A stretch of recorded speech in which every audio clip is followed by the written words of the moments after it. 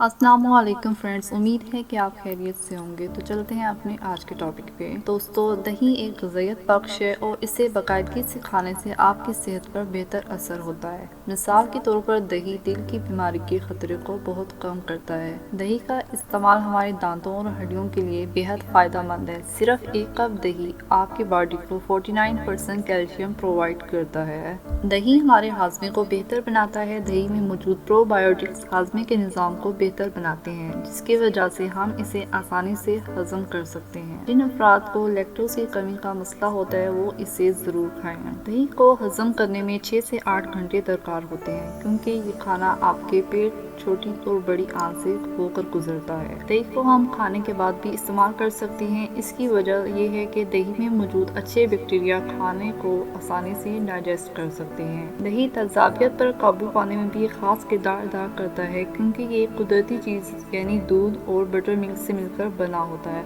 اور جس کی وجہ سے تیزابیت پر فوری طور پر قابو پایا جا سکتا ہے۔ جن لوگوں کو ڈائبٹیز کا مسئلہ ہے، ان کے لیے دہی کا استعمال ایک نعمت سے کم نہیں۔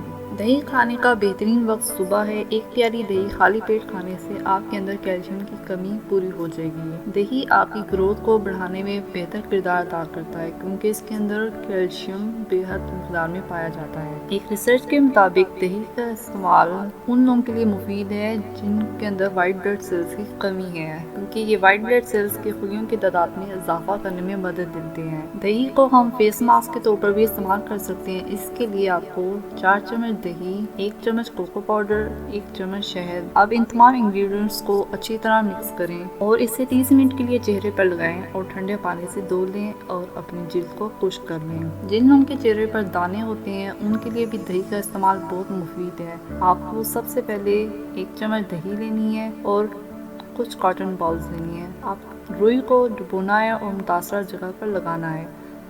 روئی کو آپ تبدیل کرتے رہیں اور اسے آپ رات کو لگائیں اور صبح ٹھنڈے پانی سے دھو لیں۔ Thanks for watching, please like and subscribe.